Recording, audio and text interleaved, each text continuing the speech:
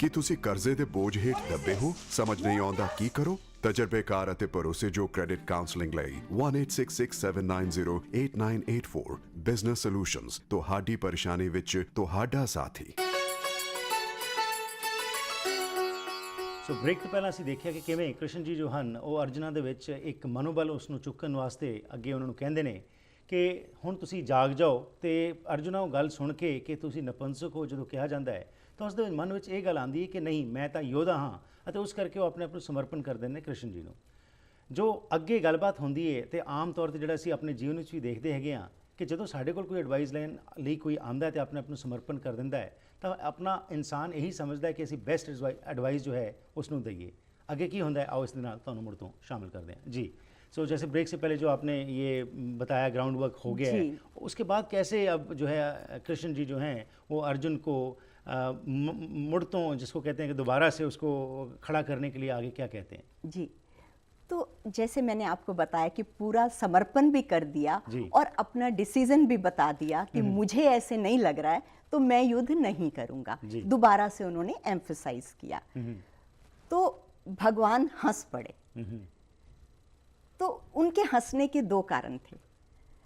एक कारण तो ये था कि एक तरफ तो ये मुझे समर्पित हो रहा है, शिष्य अपने को बता रहा है, और दूसरी तरफ वो अपना डिसीजन भी बता दिया कि मैं नहीं करूंगा। तो अगर आपने समर्पण किया तो फिर आप बात सुने जी। और दूसरी बात ये है कि अर्जुन ने बहुत सारे आर्ग्यूमेंट्स दिए थे युद्ध ना करने के विषय में।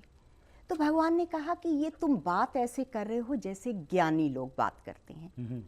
तो पहला सेंटेंस जो है, पहला श्लोक जो भगवान ने शुरू किया बात का, तो उसमें अर्जुन को थोड़ा सा उन्होंने इनडायरेक्टली डांटा। किस तरीके से कि उन्होंने कहा कि जिसका शोक नहीं करना चाहिए तुम उसका शोक कर रहे हो और फिर ज्ञानियों की तरह बात कर रहे हो जी। ज्ञानी जन जो लोग जा चुके, मृत्यु को प्राप्त हो चुके और जो होंगे, दोनों में से किसी के लिए भी शोक नहीं करते। तो ज्ञानी जन शोक नहीं करते पर तुम शोक कर रहे हो। तो इसका मतलब आप कौन हुए? आप इतने ज्ञानी नहीं हुए, लेकिन आपकी बातों से ऐसे लग रहा है कि आप जैसे बहुत ज्ञानी हैं जो आर्ग्यूमेंट दे रहे हैं। तो इसमें एक बात बहुत इंपॉर्टेंट है, वो ये कि जो भारतीय चिंतन है वो जो संसार की नॉलेज है जी, एक्वायर्ड स्किल्स हैं, उसको बहुत महत्व नहीं देता। वो महत्वपूर्ण है संसार के लिए जी। लेकिन जो ज्ञानवान व्यक्ति है वो जब तक उसको आत्मा का अनुभव गम्य ज्ञान नहीं हो जाता उसको ज्ञानी भारतीय चिंतना नहीं मानती है। तो you may be a very eminent doctor, a lawyer, और जो आमतौर पर साधारण कहते हैं कि बहुत शिक्षित वर्ग है, यू मे बी प्रोफेसर, पर वो सारी नॉलेज या इंफॉर्मेशन बाहर से आ रही है, आपके बुद्धि के स्तर पे आ रही है, और उसको जो है भारतीय चिंतन ज्ञान नहीं मानता। Right, so internally you are not strong, outwardly you might have all the knowledge जैसे आपने कहा, पर उसका आपके इंटरनल जो आपका बैलेंस है उससे कोई लेना देना नहीं, लेना देना नहीं है। तो ज्ञानी जो है, भगवान ने कहा कि तुम बात तो ऐसा लगता है कि ज्ञानियों की तरह कर रहे हो पर ज्ञानी तुम नहीं हो। क्योंकि जो ज्ञानी होता है, जिसको आत्मा का अनुभव गम्य ज्ञान हो गया, उसको जो जी रहे हैं उनके लिए, और जो पहले चले गए और जो बाद में जाएंगे उन लोगों के लिए शोक नहीं करते। ठीक, ये बात भगवान ने हमें बताई भी और एक लक्षण भी बता दिया ज्ञानी का। और हम लोगों को अपने अंदर भी ये विश्लेषण करना चाहिए, क्या हमारे अंदर शोक है? और अगर है तो हम अपने को ज्ञानी ना समझें, अपने अज्ञान को पहचानें और दूसरे धर्म के रास्ते पे चलें। राइट। तो भगवान ने पहले तो अर्जुन को यहाँ पर प्लेन वर्ड्स में, साधारण शब्दों में बताया। उन्होंने बताया कि अर्जुन, जिस तरीके से हमारे इस शरीर में जी हर एक का अपना अनुभव है कि हम पहले छोटे बच्चे थे, फिर हम बड़े हुए, फिर हम बूढ़े होंगे और फिर मृत्यु को प्राप्त होंगे। This is a life cycle ji. Everybody knows it कि जैसे बालपन, फिर यौवन, फिर जरा इस देह में आते हैं, जी। इसी तरह इस देह को मृत्यु को प्राप्त होती है और फिर दूसरी देह मिलती है। तो जो धीर पुरुष हैं, ज्ञानी पुरुष हैं, वो इन बातों को लेके जी। मोहित नहीं होते, अज्ञान में नहीं पड़ते, because this is phase of life, fact of life. या तो ऐसा नहीं कि तुम अगर इनको अभी बचा रहे हो या मार रहे हो या नहीं मार रहे, तुम एक लाइफ साइकिल भी देखो जी। कि बालपन आया आपका, फिर वो चला गया। राइट। क्या कोई ऐसे सोचता है कि अच्छा बचपन है, बच्चा अब ये बड़ा ही ना हो, बल्कि चिंता होगी अगर आप उसकी प्रॉपर उसकी ग्रोथ नहीं होगी। और इसी तरह से अगर वो यौवन से जरा में जाता है और फिर जरा से वो मृत्यु को प्राप्त होता है, तो इसको एक्नॉलेज करो कि ये this is life cycle. Right. तो इसी तरह से फिर आगे भगवान ने, ये तो ऑर्डिनरी पर्सपेक्टिव अभी वो बता रहे हैं उनको। फिर वो कहते हैं कि ये जो हमारी इंद्रियां हैं और हमारी बुद्धि है, ये द्वंद्व से उत्पन्न होती है। द्वंद्व कहते हैं ड्युअलिटी को। राइट। कि अभी सर्दी है, अभी गर्मी है, कभी सुख है, कभी दुख है जी। कभी किसी तरह का बहुत ज़्यादा हमको सक्सेस मिली, कभी फेलियर मिली। राइट। तो ये जीवन के नियम हैं। तो जो मनुष्य ज्ञानवान होता है वो इन चीज़ों में समत्व बुद्धि रखता है। समत्व बुद्धि का अर्थ हुआ कि बहुत सक्सेस देख के बहुत खुश हो गए और जब लॉस हुआ तो बिल्कुल दिल छोड़ के बैठ गए, जैसे कि अर्जुन बैठा। राइट। और बहुत गर्मी हुई तो घबरा गए, बहुत सर्दी हुई तो घबरा गए, बहुत पैसा आया तो चढ़ गया दिमाग और लॉस्ट हो गया, तो जी। कहीं से यश मान मिला तो अहंकार बढ़ गया और किसी ने अपमान कर दिया तो एकदम परेशान होके बैठ गए। So balance state of mind की यहाँ पे बात कर रहे हैं कि वो जो है वो बहुत जरूरी, state of equilibrium should be there. जी। ओके। इसके अलावा भगवान ने अब बात, पहले तो ये साधारण पर्सपेक्टिव बताया देह का, अब भगवान ने कहा आत्मा की बात।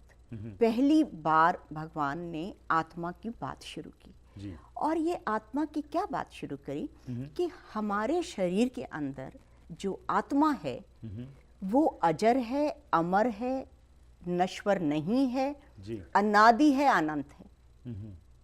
मेरा ख्याल सभी जो धर्म हैं इस बारे में आत्मा को इसी तरह से उन्होंने बताया है कि वो कभी उसका जन्म नहीं होता है, मृत्यु नहीं होती है, उसके अंदर घटना और बढ़ना नहीं होता है, हमेशा एक सी रहती है।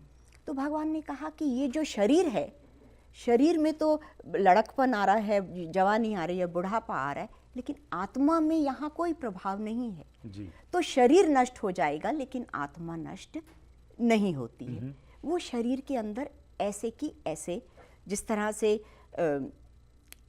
और इसके अलावा एक और बहुत इम्पॉर्टेंट बात है, आमतौर पर हम ये समझते हैं कि जो आत्मा है शरीर के अंदर होती है जी। लेकिन भगवान ने कहा कि आत्मा ने शरीर को धारण किया हुआ है। ओके। तो इस बात में थोड़ा सा भेद है जी। अगर आत्मा ने शरीर धारण किया है तो आत्मा ये शरीर छोड़ेगी और दूसरा शरीर धारण कर लेगी जी। जब ये शरीर योग्य नहीं रहेगा तो वो दूसरा शरीर धारण कर लेगी। और फिर भगवान ने एक एग्जाम्पल दिया कैसे धारण कर लेती है, जैसे हम लोग रोज अपने कपड़े बदलते हैं, ठीक है, तो हम जैसे एक कपड़े उतार के दूसरे रख लेते हैं, इसी तरह से आत्मा एक शरीर को छोड़ के दूसरा शरीर जी। ले लेती है। ओके। एक और बहुत इंपॉर्टेंट बात यहाँ पर भगवान ने कही, वो ये कहा कि ये जो, क्योंकि अब युद्ध का मैदान है वहाँ और अर्जुन शस्त्र नहीं उठा रहा है जी। तो भगवान ने कहा है देखो ये आत्मा है, ये शस्त्र से कटती नहीं है जी। ये आग से जलती नहीं है, वायु इसको सुखा नहीं सकती जी। पानी इसको गला नहीं सकता। तो आत्मा जो है वो अजर है, अमर है, अविनाशी है और हम आत्मा का स्वरूप है। ठीक। ये शरीर जो है ये एक बाहर का आवरण है, इसमें बदलाव होते रहते हैं, इसमें दुख और सुख आते हैं, बुढ़ापा और जवानी आती है, मृत्यु और रोग आते हैं, ये शरीर के गुण हैं।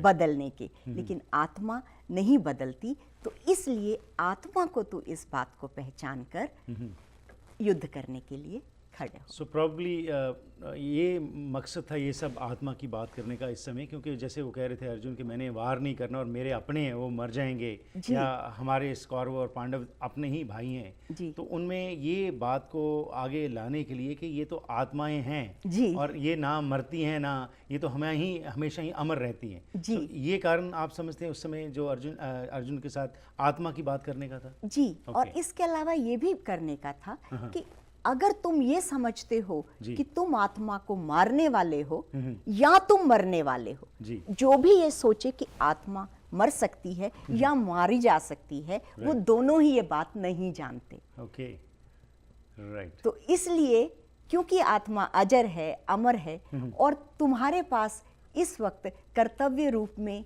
ये युद्ध सामने आया है, तो तुम सभी चीजों को भूलकर समता के साथ युद्ध के लिए तैयार हो। कर्तव्य की जो इम्पोर्टेंस है उसके ऊपर उन्होंने एम्फसाइज किया, जिसके बारे में हम अगले हफ्ते में विस्तार में बात करेंगे। आपका बहुत बहुत धन्यवाद। Thank you very much for your time ji. Thank you. So ਅੱਜ ਜੋ ਅਸੀਂ ਗੱਲਬਾਤ ਕੀਤੀ ਜੀ, ਗੀਤਾ ਦੀ ਸੀਰੀਜ਼ ਸਟਾਰਟ ਕਰਨ ਦਾ ਸਾਡਾ ਇਹੀ ਮਕਸਦ ਹੈਗਾ ਕਿ ਸਾਡੇ ਜਿੱਥੇ ਹਿੰਦੂ ਭਰਾ ਤੇ ਭੈਣ ਨੇ ਉਹ ਹੋਰ ਉਹਨਾਂ ਨੂੰ ਪਤਾ ਲੱਗੇ ਆਪਣੇ ਧਰਮ ਬਾਰੇ, ਪਰ ਨਾਲ ਬਾਕੀ ਧਰਮਾਂ ਦੇ ਵੀ ਜਿਹੜੇ ਲੋਕ ਨੇ ਸਾਨੂੰ ਪਤਾ ਹੋਣਾ ਚਾਹੀਦਾ ਕਿ ਬਾਕੀ ਧਰਮਾਂ ਦੇ ਵਿੱਚ ਕੀ ਸੋਚ ਵਿਚਾਰ ਹਨ ਤੇ ਜਿਹੜੇ ਇਹਨਾਂ ਦੇ ਗ੍ਰੰਥ ਹਨ ਉਹਨਾਂ ਦੇ ਵਿੱਚ ਕਿਸ ਚੀਜ਼ ਦੇ ਉੱਤੇ ਗੱਲਬਾਤ ਕੀਤੀ ਗਈ ਹੈ। ਸੋ ਪ੍ਰੋਗਰਾਮ ਦੀ ਕਰਦੇ ਹਾਂ ਜਿੱਥੇ ਹੀ ਸਮਾਪਤੀ। ਜੇਕਰ ਤੁਹਾਡੇ ਕੋਲ ਕੋਈ ਸਵਾਲ ਹੋਏ ਤਾਂ ਸਾਡੇ ਨਾਲ ਜ਼ਰੂਰ ਸੰਪਰਕ ਕਰਨਾ 604 603 7555 ਜਾਂ ਫਿਰ ਈਮੇਲ ਰਾਹੀਂ harpreet@akaltv.com। ਅਗਲੇ ਹਫਤੇ ਫਿਰ ਮੁਲਾਕਾਤ ਕਰਾਂਗੇ, ਤਦ ਤੱਕ ਗੁੱਡ ਬਾਏ।